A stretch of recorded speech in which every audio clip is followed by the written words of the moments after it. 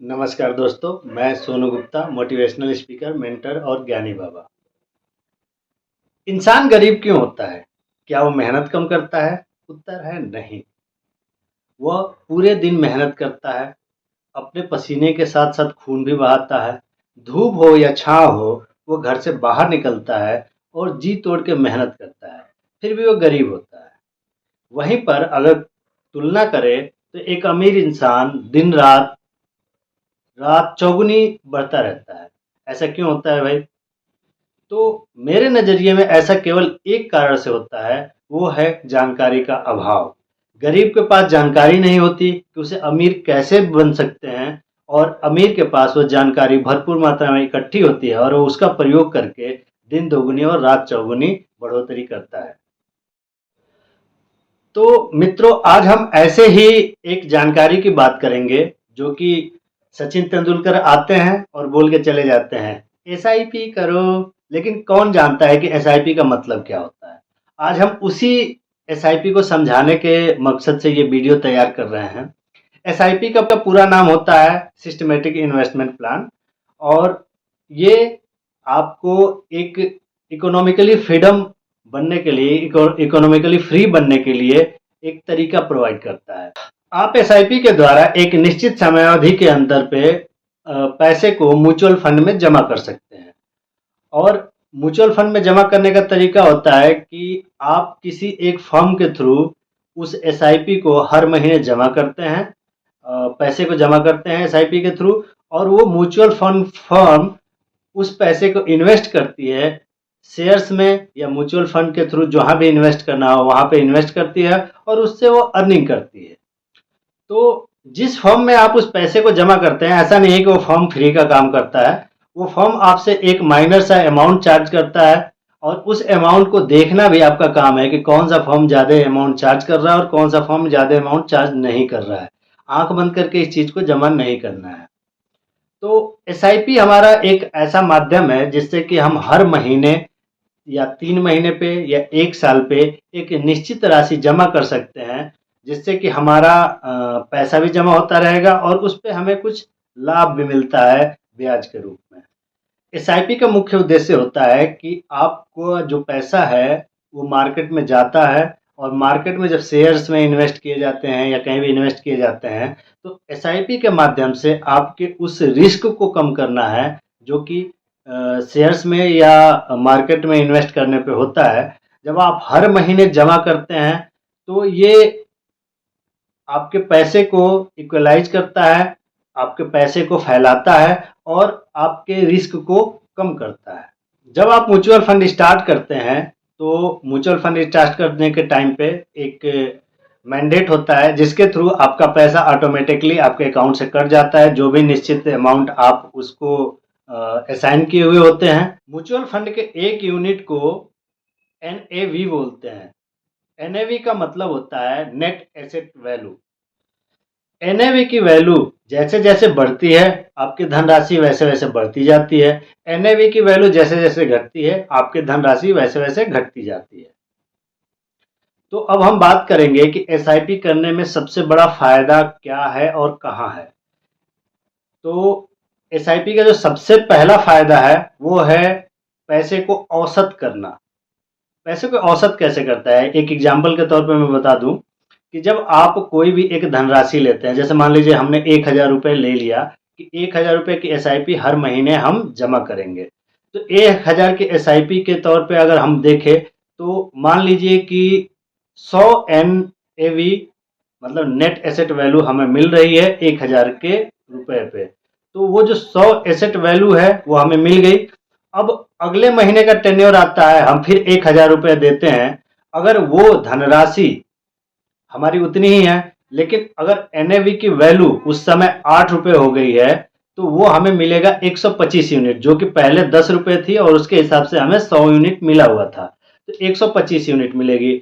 फिर जब वो 10 रुपये होगा तो आपकी वैल्यू वैसे ही बढ़ जाएगी, और आपको इसी तरीके से वो पैसे को औसत करता है, और पैसे जैसे ही बढ़ते हैं वैसे ही आपके एनएवी की वैल्यू बढ़ती है, तो वो पैसे आपके और बढ़ जाते हैं। तो इस तरीके से हमारा इस एसआईपी पैसे को औसत करता है और हमें उसका लाभ लॉन्ग टर्म में मिलता है। एसआईपी का जो दूसरा सबसे बड़ा फायदा होता है वो होता है कंपाउंडिंग या चक्रवृद्धि ब्याज। मान लीजिए कि आपने एक साल में 12,000 रुपए जमा किए और उस पर 10% ब्याज मिला और उसके हिसाब से आपको 1,200 रुपए ब्याज भी मिल गया। तो जो अगला ब्याज मिलेगा वो कंपाउंडिंग के रूप में उस 12,000 पे जो ब्याज मिला है उस पे भी ब्याज मिलेगा। मतलब जो आपका मूलधन है उस पे तो ब्याज मिलता ही है, जो आपका ब्याज मिला है उसके ऊपर भी आपको ब्याज मिलेगा।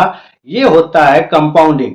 तो ये एसआईपी में दूसरा सबसे बड़ा फायदा है और ये इतना बड़ा फायदा है कि कंपाउंडिंग के बारे में जब आप जानेंगे तो ये समझेंगे कि ये एक मैजिक है और लंबे टाइम पे इस मैजिक का ऐसा अच्छा फायदा मिलता है कि आप छोटी छोटे अमाउंट को जमा करके और बहुत अमीर हो सकते हैं। तो जो हम एसआईपी में पैसे जमा करते हैं वो 4 प्रकार के टोटल प्लान होते हैं।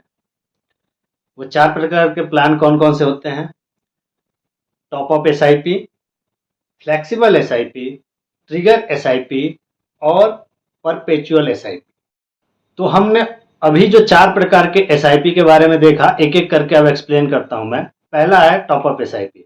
टॉप अप एसआईपी में क्या होता है कि आपको समय के साथ अगर अपना निवेश बढ़ाना है तो ये अलाउ करता है, यह स्कीम अलाउ करता है कि आप अपने निवेश को बढ़ा सकते हैं समय के साथ।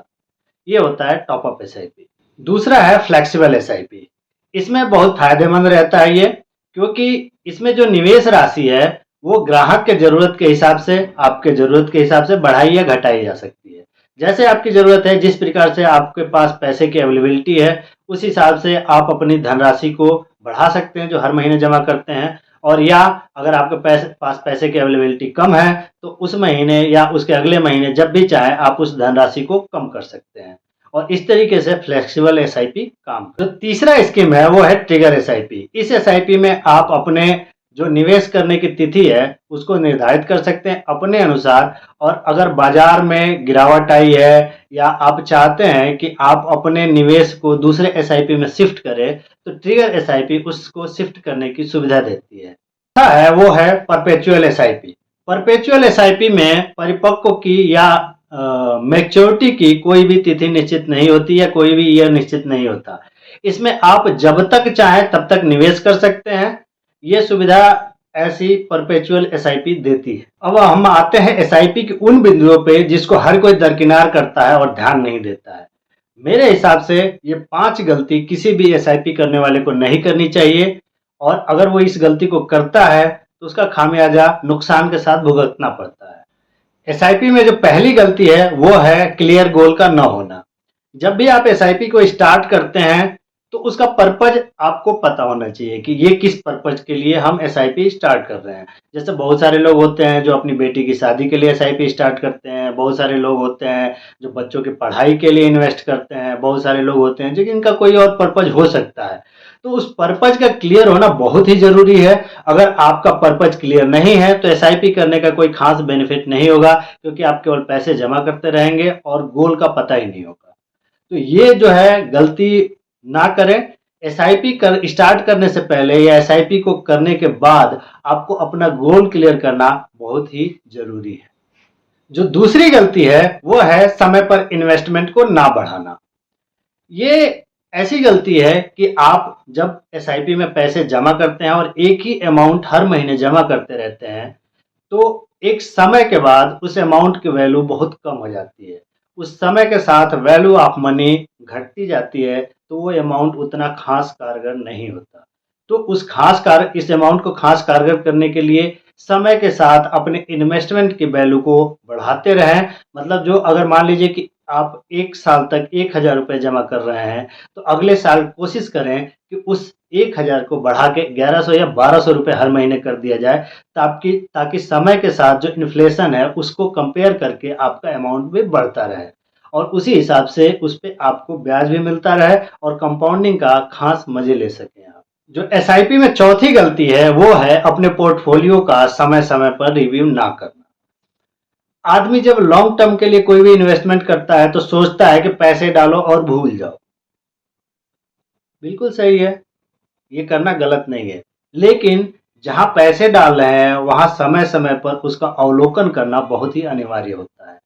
मान लीजिए कि हर एक एसआईपी का जो फंड मैनेजर होता है वो एक ही तरीके का कैपेबल नहीं होता है, या हर एक एसआईपी जो शुरुआत करते हैं आप, और जो ब्रांड होती है, जो कंपनी होती है जो एसआईपी को चलाती है, वो इतनी कैपेबल नहीं होती हमेशा कि आपके पैसे को सही रिटर्न में परिवर्तित कर सके।